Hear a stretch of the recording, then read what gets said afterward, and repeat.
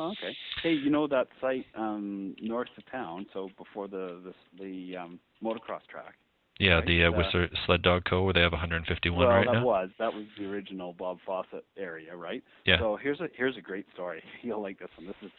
This is where Tom. In 2003, we had a pine salvage license. That's when the Beetle was ripping through Pemberton and it was heading down. Everyone thought it was going to go right down to the coast, like right through Colton Creek and south of town, right? So we were granted a SNRFL, that's called. It's a salvage non-replaceable forest license. So I go out and I find this area out there, and that I actually built that road into there, and no sooner. So it was in a spotted owl management zone, which means that we have to leave 40 of the largest 80 trees. Anyways, it's foresters talk for sort of heavy retention. So I don't know as you drove in there whether you got a warm and fuzzy feeling, but that's our heavy or moderate retention type logging operation. So, you leave $1.5 million worth of timber behind, but fine, it's for future owl habitat. So no sooner did I finish, the Bob goes and sets up shop. So I go in to check my seedlings the next year, and there's 150 dogs all pinned to the ground on a 6-foot chain with either a big tire or a little shelter as their thing. And I go in. Of course, my wife volunteers at WAG, and she's all about dogs. And I go in there and I just look at this and went. And this is 2004. Okay, this is the spring of 2004. They set up shop for a short period of time. I go in there and I went, you know what?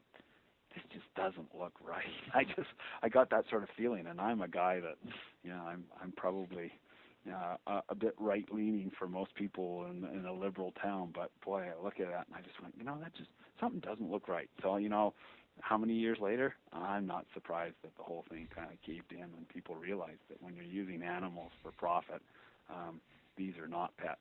These are no different than a truck tire, and when it wears out, you throw it away. And that's what happened. So you would, where the sled facility is now, was a spotted owl retention harvest pine, because there was a bunch of pine up and around there. So the pine had all died off. So we went in there, removed the pine under a spotted owl harvesting plan.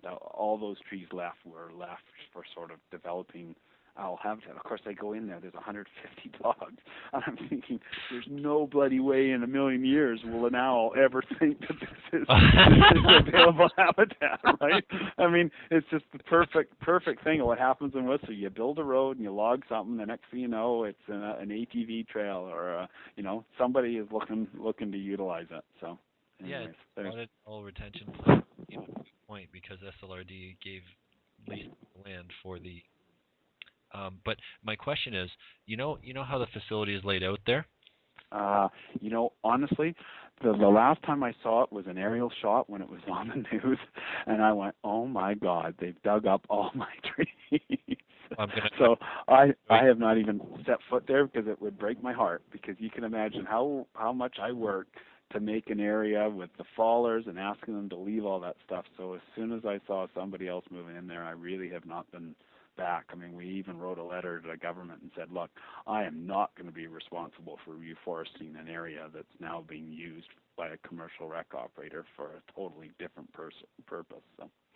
Oh, I hear you, because you're responsible, as you mentioned there. I'm just looking at my notes. In theory, but I said to the government, hey, look, you cannot go and let guys like that into an area and expect me to take the obligation. So anyways, I don't even know where it went.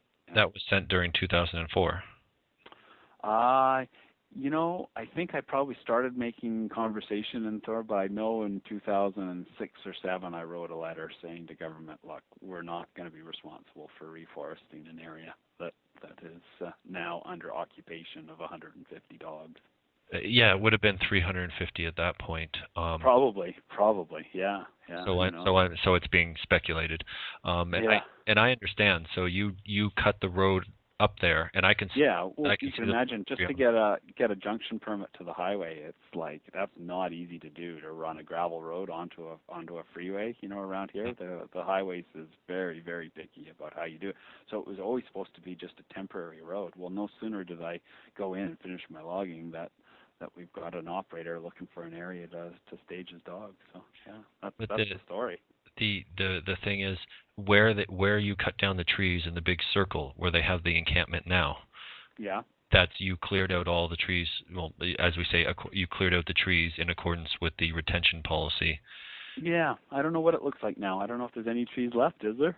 I'm gonna send you a link right now if you don't mind. Okay, sure.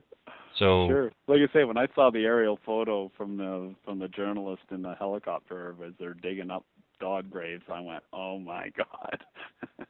Because we kind of try to limit the amount of site disturbance we do on any of our settings, right? We've got limits to how much bladed ground you can do and stuff. So it's so when I look at it from the air and realize that, oh my God, here's the dog morgue people with an excavator digging up the whole world. Yeah. Well, I just sent you two links. One is a link Perfect. to the news. They're both news